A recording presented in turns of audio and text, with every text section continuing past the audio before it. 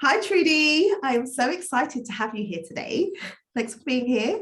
It's a pleasure to be here, Janine. So, can we kick off by you just introducing yourself and just telling the audience a little bit about you? Of course, yeah, absolutely. So, Trudy Bateman, I am the Director of Strengths Profile, and Strengths Profile is a tool by Capfinity. So essentially what that means I do every day is lead a team that support the platform, the clients, the consulting, the coaches and the educators that we work with day in, day out to help others be their best self, I guess. And I have to say, I really genuinely believe I have the best job, you know. I love it. I love it. I love speaking to people who are like, I love my job, because I also speak to a lot of people who say, I don't love my job. Yeah. You know, when you're a kid and you want to be I don't know, work in the zoo or something, you know, I feel like I found that. I don't work in the zoo, of course, but to begin, you know, when you're in the early stage at school where you have this dream job, I've definitely found my place. So great to be here talking to you. I love it. So can you just share a little bit about the role and how did you get there? How did you get to a place where you're able to say to me now, I love my job? Like, can you just share a bit about your career journey and how you've ended up here? Yeah, I mean, I'm a firm believer that no career goes in a straight line, and I very much have fallen into that category myself. So, you know, there's been some luck and chance along the way as well as hard work. You know, it hasn't been all, there isn't a strategy, is there? And I guess that's what we're here to kind of talk through, some support and help and how what we've learned. But I started out actually in my career in marketing. And soon realized, whilst I enjoyed the talking to people and getting people on board with things, I needed the right topic, if you like. So then fell into occupational psychology and marketing, and then immediately when I found psychology, I ditched marketing and just went into psychology. And I've done some, obviously I've done counselling and I've done coaching, but then sort of found from occupational psychology, which is where I then went into. And I then was working with a colleague who was massively into positive psychology, and it was new then. It was very much new, and people were like, well, what is this, you know? Well, it works on people who are, you know, working on the people that have got things right and what's good in the world. It's like, really, this is all new. Positive psychology is now into its 25th year or close to, but then it was like, it's morphed, you know, sort of, it went to psychology, coaching, counselling, and then I love psychology, but it wasn't quite what I wanted. And then I found positive psychology, which is, of course, just helping people find what they love. And then from there, it was about 13 years ago, a colleague who I was working with in positive psychology set up Capfinity. So I've been on board for, you know, in the early days of Capfinity as well. And but even then, to be honest, Janine, the role that I had there was, you know, it wasn't the ideal role until one day, and it's unfortunate for my colleague, but she had an accident, just a sporting injury accident, and it meant she couldn't deliver a workshop one day. So I was working a bit more in the recruitment side of things, and recruitment around strengths, getting the right people in the right roles, not the right people in development. And all of a sudden I found my hand going up, going, I'll deliver this workshop. And they were like, you've never delivered this workshop before. And I'm going, yeah, I want to deliver this workshop. And then I never looked back. Of like, this product is the one I'm going to own. This is the one I want to work on. This is the one. I saw that day transformation, real life in front of me. I was working with people in real time that were changing their careers, changing their perceptions, changing their life. And that was it. There was no way I was going back to recruitment after that. So it's great. We put the right people in the right roles, but equally, I wanted to just see that magic, more of that magic. That was me done then. Oh my goodness, that is such a journey. And I love it because it's, you know, sometimes people feel like, well, I've made a decision and that's where I need to go. But that's just such a great example of you just start and opportunities might come up and you never know where you're going to end up. And it's okay for things to develop kind of organically rather than always feel like you have to figure it out ahead of time. Very much so. And I was really lucky I had believers in me. You know, I worked in strengths-based psychology, so I was just so fortunate. So I guess the first piece of advice is to find those people that will believe in you, because there was a lot of imposter syndrome along the way. You know, can I do this? How am I doing this role? I'm doing this role because I love what I do, and I have passion behind it, and I have motivation behind it, and I want to make a difference and contribute in this space. You know, it wasn't that I necessarily had all the right qualifications to begin with. Yeah, I love that. I love that. So can we talk a little bit more about strengths? Because it's, for me, when I really started to understand what my strengths were, it made such a difference to how I would show up. So I'm trained as a lawyer, and I remember being a trainee and looking around at the other lawyers and saying, okay, this is how I have to be a lawyer. This is what it means to be a lawyer. And then realizing after a little while that I'm not like everybody. I'm not like all these people. I'm a people person. I like to chat to people. I like to build connection. I like to build rapport.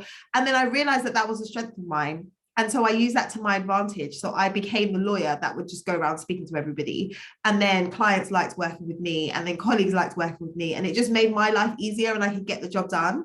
I was a corporate lawyer, so I needed to be able to liaise with people in different departments to get them on board so we could meet the deadlines. So when I realized what my strength was, I was able to use it.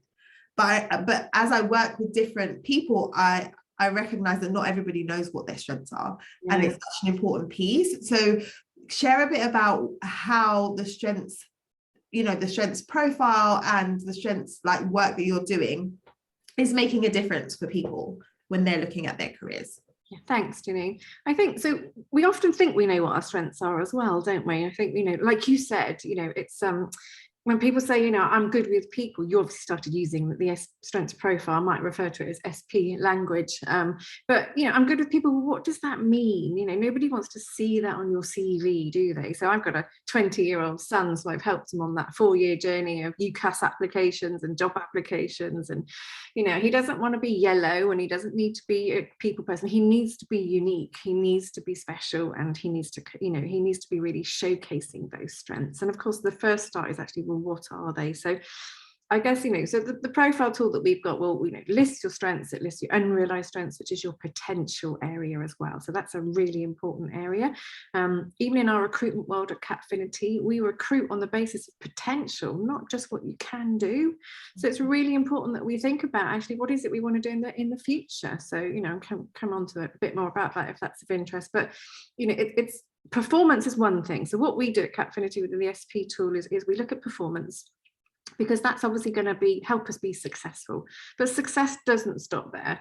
Success is about what we enjoy as well. So success is about what we truly are motivated and enjoying. So we measure for energy, and we measure for use as well. So we want to be able to see how often you're doing it as well, because if you're not using it, then we can help you, or you can help yourself, is to start to use this a bit more. So performance, use, and energy. But energy is the magic. Energy is life. Energy is the life force. So this is where you will really make a difference in your career. So typically, so in the UK now, nearly 50% of organisations are recruiting on the back of some form of strengths-based assessment. So you will need to demonstrate your strengths in any kind of recruitment process. But before you even get to that bit, it's like, well, what are they? Who am I?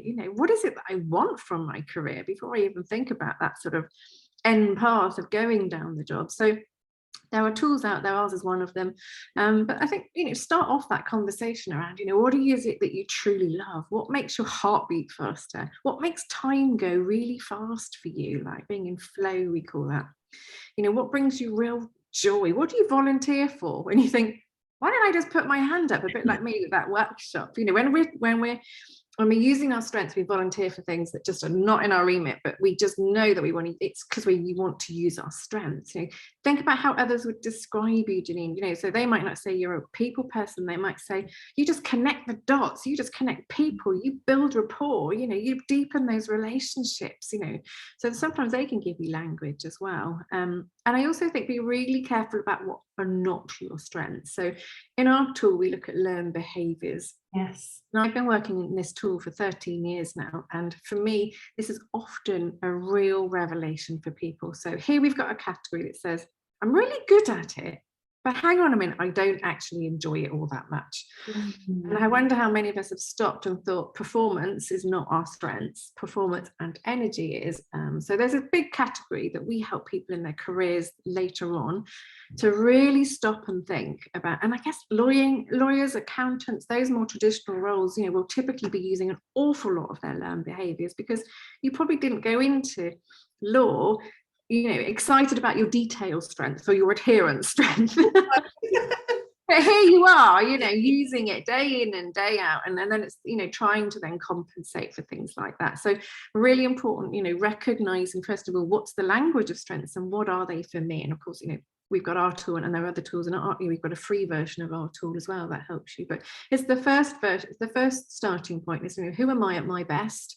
What is it I love to do? And then from that, we can pick up sort of, you know, some of the strategies, I guess. But for most people, by not connecting with what they truly love to do, or when they do it, it's just, I won't say too late, but you know, they're in their 40s, and career transition can happen at any age. But of course, we're here in our roles to help people do it as early on as possible in their career, as they can. And we work a lot with the educator community, so the universities, and I'm so passionate about that cohort of people, because you know, if we can get to those 18, 19, 20s, or the really early careers, and think about how they can be on the right path, then it helps our transition work later on, doesn't it? You know, where those people hopefully have found those roles earlier on.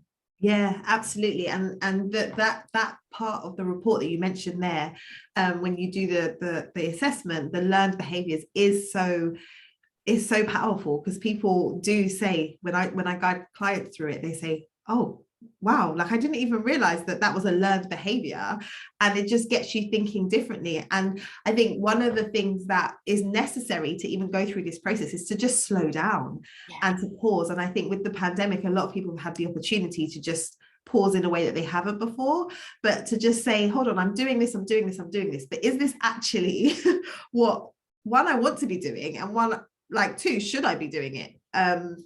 Based on who I am and what I can bring to the world. And I think often we get, it's a really good point, often we get promoted on the back of our learned behaviours, because what your manager will see, what your colleagues will see, Janine, is great performance. Now, what they're not really measuring, noticing, talking about is your energy that sits behind it, because you might even be hiding that from people. You know, like, it's fine, I'll do it. You know, suddenly it's midnight, it's still not done, or you're stressed about it, and you're not sleeping over it because, you know, it's just something that didn't come naturally to you. But you're not going to tell anyone that. You're going to deliver great performance. It will just be, you know, your resilience that gets knocked for it, or, you know, that your well-being potentially. So it's such an important category. And when we get that shift, that, I mean, I see it almost every day, you know, when you see that shift, it's just, you know, it's, you know, that it's not just that conversation or that moment, but then the transformation happens for the rest of your life, where you're thinking, actually, is this a strength? You know, is this something that I want to be owning and doing, or is it something that I just can do? You know, learned behaviors are not negative. They're something you can do. And in the recruitment space, we call that sort of like a competency, something you can do, whereas we measure the can do, love to do. Yes, absolutely. And I think there's another dimension when you think about teams, because when you have one person who understands their strengths and you have another person, if everyone in the team knows what their strengths are, then it's so much easier to make sure that you've got the right people doing the right roles and bringing the right energy and motivation to the work. Because there's one thing just getting it done, and there's another thing getting it done in a way where everybody's like energized and happy and like it's all good. So I think it's so powerful in a kind of, you know, in a workplace setting for people to understand. Really important, absolutely. And we do a lot of team workshops, and I equally enjoy those, because I think what happens in teams is, one, we take each other for granted. And we're not labeling that. You know, no one's saying, Janine, amazing job at building rapport, because I really don't like it. You know, when we partner well together, you know, when we're working with clients, because I do all the detail work, you know, you do all the rapport building, and, you know, really being able to build those bonds and connections with people in the team. And genuinely, we run really simple exercises. And one, you know, as an example might be, you know, what do I want people to come to me for? You know, and actually, what do I not want people to come to me for? And suddenly you have this conversation that they're so surprised. But Janine, you love detail. Well, I'm good at detail. I'm obviously hypothesizing here around your strengths profile, but, you know, you just get a much deeper connections with people, and, you know, all of a sudden, suddenly it makes sense, you know, suddenly. And also, you're not judging people for how they turn up, but you're really appreciating them for how they turn up, you know. So you know, somebody who sticks out, actually might just have a strength that no one else in the team has, and all of a sudden we're looking at it very differently and people having different conversations. It's a case of, I actually really need you, the team really need you, rather than just, you know, somebody who perhaps isn't fitting in as well. So this whole uniqueness piece, so we know within the SP data that there's a 1 in 2 billion chance of you having a profile like someone else. So imagine that. Billion. Yeah. Imagine that. So your uniqueness, and, you know, going back to careers, is just fundamentally critical as to how you sell yourself, how you talk about yourself, but then also how you decide on the right kind of career. And yes, of course, it's a much bigger picture than strengths use, but, you know, it's your values need to match, your priorities need to match. It needs to, you know, fit in with everything else in your life. But you know, it's the uniqueness for us, and is the real sort of sweet spot. It's you know, really what you need to be thinking about when you're transitioning or starting out, or at any point in your career. How am I different, and how do I play to that? Yeah, and I think knowing that you're different, playing to it, and then also knowing how to articulate how you're different and what you bring to the table. Because, you know, sometimes you might want to apply for a position and you say, well, there's like 100 people who've already applied. It's like, yes, but none of them are you.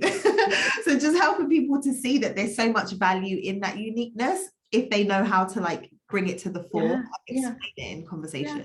And let's say, you know, let's hypothesize here. So one of the biggest weaknesses, because we measure for weaknesses in our tool as well, because we see them as obstacles to our strengths. And if we don't understand what our weaknesses are, we are more likely to sort of try and cover them up, or we don't have honest conversations about them, you know, whereas, you know, we would work in perfect partnership if I knew what your weaknesses are, we had honest conversation, and we helped each other to mitigate any impact. So we do talk about weaknesses, because also in interviews, let's think about careers, you know, sometimes as a career coach, you need to go to say, you know, what roles out there are just not going to be for you, and also, you know, or maybe what cultures are not going to be for you. You know, if you've got adherence and detail right up there, and adventure and courage as a weakness, you probably don't want sort of a real agile organization. So it's, you know, all those things make, you know, it really important to start thinking about what's at the top, but also potentially what we would call what's at the bottom of your profile as well. So, but I think when it comes to weaknesses in interviews as well, people often ask about them, don't they? And for us, it's about impact.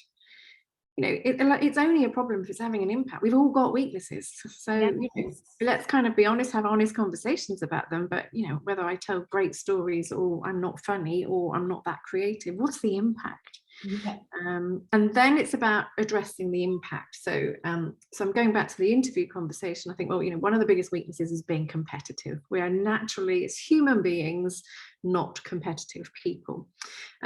But you kind of think in a career transition space, that's an issue, you know, because we're obviously thinking about going for different kinds of careers or roles, and as you say, trying to sell ourselves, or not have confidence, or maybe there's some imposter syndrome going on. But maybe it's not about being competitive. Maybe it's about building great relationships in those sales conversations. Maybe it's about having a great purpose. Maybe it's about having a great product that you're behind. Maybe it's about building great collaborations and connections. Is it actually being really competitive that's going to get you that job or that role, or make you succeed in that role? Well, most of us, if many of us have got competitive as a weakness, you can see how, you know, the honest career conversation is, if something is having an impact, what have I got that can help compensate? And actually, is it really having an impact, or am I just giving myself a hard time because I'm a human being and I want to beat myself up about my weaknesses? Yeah, that's such a good point. It's so good to have awareness around that and just know how to navigate it, rather than being like, oh, I need to act like I've got it all together. It's like, no, we know that we all have weaknesses, acknowledge them, and then build a team around you, build people around you. And that's at home and in your career, isn't it? I'm really lucky that I've got someone in my team with adherence as his top strength. It's one of my weaknesses, but I couldn't be creative or innovative if I had adherence as a strength, because it would stop me. So therefore I need to break the rules to understand what I can push, what the boundaries are, what we can create together. I've got legacy up there. You know, I don't need it. I don't want it. I have other people around me that can help me with it. So, you know, and that's the ideal world, of course, but even if you don't have the ideal people that sit there with it, you could still think, actually, what's the impact? You know, actually, it's helping me do a different role. is having some of these weaknesses here. So, you know, but the most important thing, and you know, obviously we're on strengths and I want to move off weaknesses, but in my experience, most people still want to talk about weaknesses, is that you will not grow by developing your weaknesses. You will not. Now, you know, there can be elements to experiences that we can grow within, but you will not grow. And let's think about it from, you know, in fact, let's have an honest conversation. Janine, what's one of yours? I keep saying it's detail, I'm guessing. And one of my strengths or one of my weaknesses? Weaknesses. One of my weaknesses is actually detail, attention. Okay. That is one of my weaknesses. I'm a big picture person. I'm very good at like, here's the plan, here's the vision. But when I actually have to like stick with the detail and fully execute, I lose interest. Okay, so if we were to take your detail, let's say hypothesize it's on a 2, if we took that to a 3, you know, or even a 4, where is it going to get you in life? I don't think it would make that big of a difference. It wouldn't, because what ends up happening, this is what I had to do when I was working as a lawyer. It's like I had to overemphasize, like, right, I need to get this right.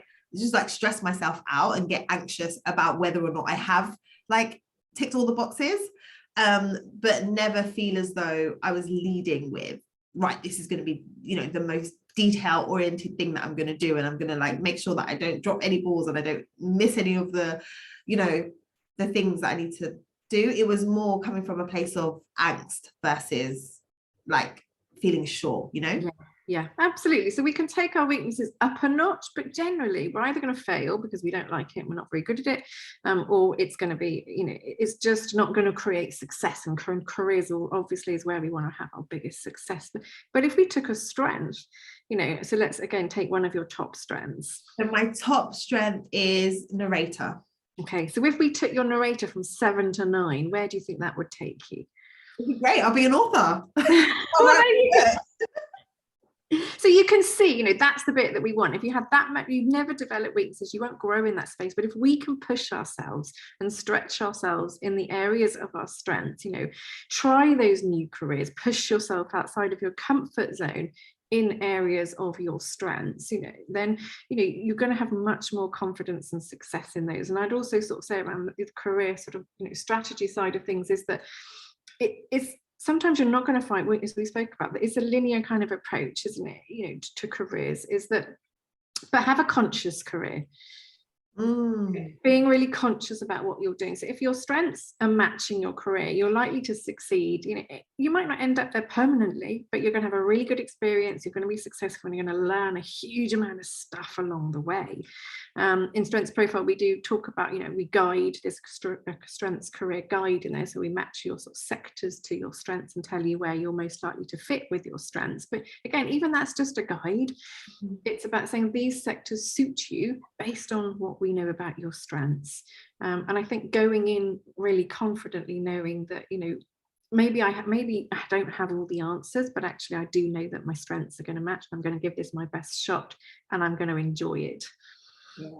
Oh, I love that. I love having a conscious career. That is so like, yeah, that's a nugget. Yeah, no, it was a colleague. It was a coach client that gave me that one. So yeah, I'm happy to pass that one on, and not even mine, but it's particularly for women as well. I think we often get promoted or maybe directed into careers that, you know, maybe we didn't choose. Yeah. Particularly, yeah. So therefore, you know, actually this isn't going to, you know, this isn't playing to my strengths. This isn't going to make me happy.